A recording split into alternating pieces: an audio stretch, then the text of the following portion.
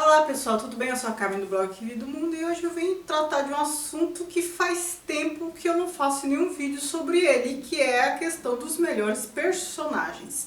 Quando eu falo melhores personagens, eu não estou falando de caráter, eu estou falando de constituição de personagem, né? Os personagens mais bem constituídos, não importa o caráter que eles tenham, certo? Eu já fiz acho que uns 2 vídeos, mais ou menos. Eu lembro de 2, mas não sei se tem mais. Nos quais eu escolhia 5 personagens. Em cada vídeo eu falava de 5 personagens. Mas agora eu vou falar de 3, e assim eu faço mais vídeos a respeito e os vídeos ficam mais curtos também. Porque os meus vídeos costumam ser mais longos do que os da maioria dos youtubers que fazem vídeos sobre literatura, né? Então deixa eu tentar me enquadrar na medida em que eu puder, né? Pelo menos quando isso for possível. Então aqui eu escolhi 3 livros com personagens incríveis. As Vinhas da Ira, do John Steinbeck. Quem é incrível aqui? A mãe. A mãe deles, a matriarca. E o que é de incrível nela? Ela é uma daquelas figuras desvalidas que eu tanto gosto, assim como gosto do Fabiano de Vidas Secas, de que mais? Gosto da Macabeia, embora a Macabeia me dê aflição. Mas ela é uma desvalida com uma força e com uma personalidade incomuns. Ela muitas vezes toma a rédea da situação, né? E eu não vou fazer o resumo do livro, senão esse vídeo vai ficar muito longo. Mas o que está em questão aqui? São trabalhadores, agricultores do sul dos Estados Unidos durante a Grande Depressão, né? A década de 1930. Então eles perderam o emprego, então tinham que migrar para conseguir outros empregos, enfim, conseguir comida, conseguir ter lugar para morar, e eles seguem pela Rota 66 com destino à Califórnia. E durante essa travessia, né, como diria o Guimarães Rosa, passam por muitas agruras, eles não têm dinheiro, passam por muitas dificuldades, são mais explorados ainda, né? Pessoas se aproveitam da condição deles, né? Empregadores se aproveitam pagando uma miséria quando eles conseguem trabalho e tudo mais.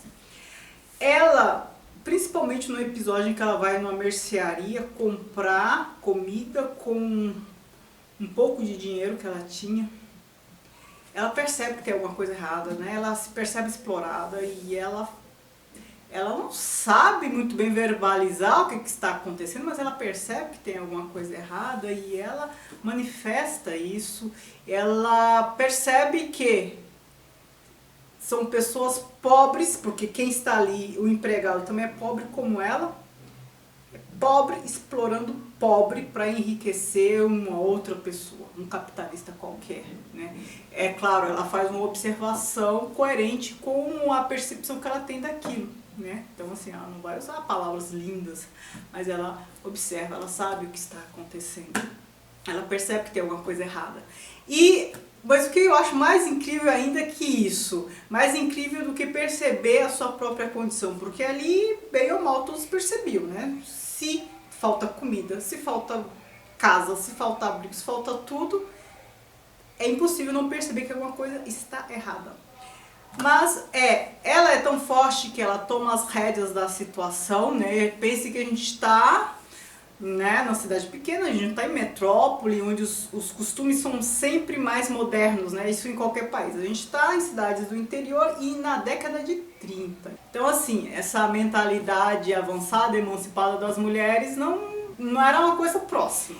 E muitas vezes ela toma a rédea da situação a ponto de o marido reclamar, falar que ele é que devia decidir as coisas, tenta colocá-la no lugar dela.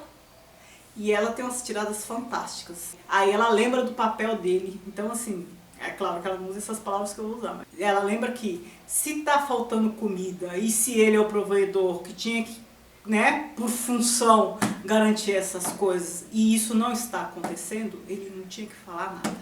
Se a situação estivesse nos eixos, ele poderia reclamar alguma coisa. Estando fora dos eixos, ele tinha que ficar quieto. E ele ficava quieto. Então assim, ela tomou as rédeas da situação, a situação de miséria emocional também, né? Acontecem muitas coisas ali e ela tem uma postura ética, bondosa, aquele imaginário de mãe mesmo, sabe? Que resolve tudo.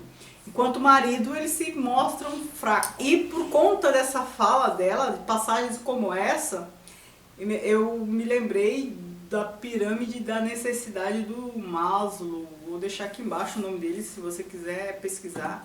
Ele é um teórico que fala que as necessidades humanas podem ser alocadas numa pirâmide, né? Na base, as necessidades fisiológicas, depois as necessidades de, sei lá, éticas, de reconhecimento, por aí vai.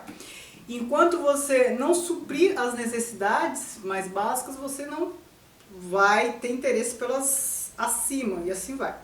Essa teoria já foi muito criticada, contestada, falando que é possível você manter interesses de duas faixas diferentes ou mais. Então você não tem que necessariamente suprir as necessidades de uma faixa como a necessidade fisiológica para depois querer outras coisas. Concordo que as coisas não são tão bem divididinhas assim, mas eu também acho que o Maslow ainda é muito atual, porque a gente percebe claramente que quando falta comida, quando falta tudo de necessidades básicas, fisiológicas, as necessidades necessárias à sobrevivência, como se manter alimentado, abrigado do frio, da chuva, necessidade de segurança física, você não consegue pensar em outras coisas. Por meio desta fala dela, de que, olha, está faltando tudo, e se está faltando tudo, você não tem que vir botar banca, eu me lembrei dessa pirâmide da necessidade do Maslow. Ela foi um modo dela dizer, olha, não venha assumir seu papel de machinho, não venha tentar cumprir papéis sociais se as condições básicas de sobrevivência não estão garantidas ainda. Foi mais ou menos isso que eu entendi do que ela disse, né? E eu achei incrível. Ela é uma personagem incrível. O livro todo é incrível, eu recomendo fortemente. Zé do Burro, O Pagador de Promessas, do Dias Gomes, essa peça. Eu sempre falo dessa peça aqui, ela me surpreendeu, né? Sempre falo que ela me surpreendeu e sempre apresento os motivos também. Mas como aqui é para falar de personalidades, de personagens interessantes, a questão do Zé do Burro, o que eu acho interessante nele? Bem, todo mundo conhece mais ou menos a história, ele carregou uma cruz gigante de uma cidade para outra para cumprir uma promessa, né? Porque o burro dele tinha sobrevivido, ele tinha feito a promessa para o burro se recuperar, e aí o burro estava bem, então foi pagar a promessa, e isso deu muito o que falar, deu muita confusão com o padre. O que eu achei interessante? Ele é um fiel, certo? Tanto é que ele carregou uma cruz gigantesca de uma cidade para outra. Ele é um fiel seguidor lá dos preceitos da Igreja Católica, tenta colocar a cruz dentro da Igreja de Santa Bárbara. E o padre não aceita. Ele, como fiel, ele poderia sucumbir, ele poderia se subordinar à vontade do padre, uma figura hierárquica religiosa, né? De uma posição hierárquica. Ainda assim ele não sucumbe, ele é firme em seus propósitos, ele quer colocar a cruz a todo custo, porque ele se percebe certo, ele é um fiel mesmo, ele é um fiel à sua fé, não à instituição igreja, porque se ele fosse fiel à instituição, ele teria desistido. Então ele é fiel às suas crenças, né? E ele acreditava que ele estava certo, porque ele acreditava que ele devia à santa, ele fez a promessa à santa. Então, neste contexto, a igreja ali, para ele, o padre, na figura do padre, era um empecilho. Estava atrapalhando a sua missão de cumprir uma promessa feita à santa. Estava atrapalhando a relação dele com a santa. Então, assim, o padre, que deveria ser um mediador, né? De aproximar o homem das divindades, de Deus, dos santos e tudo mais, ele estava atrapalhando, não estava mediando, ele estava sendo um impeditivo. E o Zé do Burro, claro, ele não faz elucubrações sobre isso, que eu estou dizendo, as elucubrações são minhas, mas ele se mantém firme e quem leu a peça sabe como termina. Ele se mantém firme, e eu não vou falar como termina, né, porque é bem legal, tem um fim impactante, tal, ele não sucumbe. Então, assim, ele é muito firme em seus propósitos. É uma personagem forte também, muito forte por conta disso. A última é o Humbert, de Lolita, do Nabokov. Aí eu tenho que lembrar o que eu disse no começo ainda, eu estou falando de caráter bacana apenas quando eu falo de bons personagens. Estou falando de constituição dos personagens, ou das personagens, como queira. Porque aqui nesses dois exemplos que eu apresentei, eu estou falando de caráteres, assim, admiráveis, né? Então, vocês podem até associar. Então, bons personagens porque são bons caráteres, sei lá, porque são fortes e tudo mais. E aqui é um bom personagem também, mas é mau caráter. É bom personagem no sentido da constituição do personagem. Eu fiz um vídeo sobre esse livro, lá vocês vão ter todos os meus comentários sobre esta obra, que é incrível, de bem escrita, de constituição psicológica e tudo mais. A gente tem raiva do Humbert por quê? Porque ele é muito bem construído, certo? Porque senão a gente não confundiria, né? As mulheres ficam possessas com esta criatura aqui. Pedófilo, descarado e tudo mais. É tudo isso? É.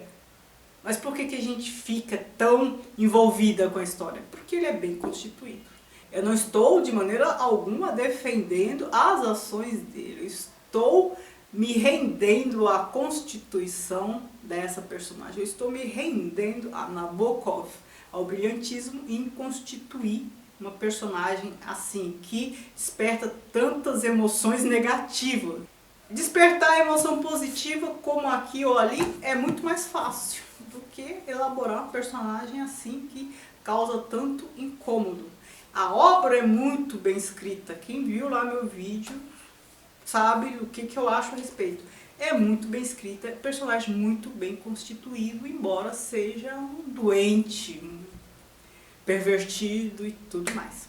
Certo? Então eu espero que vocês tenham entendido o meu critério para colocar esta obra aqui, este personagem aqui, certo? Então aqui nós temos 3 grandes obras, uma peça de teatro, 2 romances, grandes romances e uma grande peça com personagens muito bem feitos.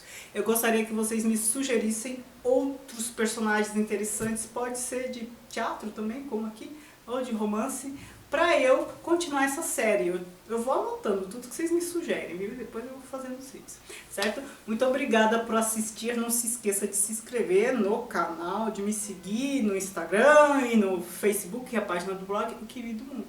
Obrigada, beijos e tchau, tchau.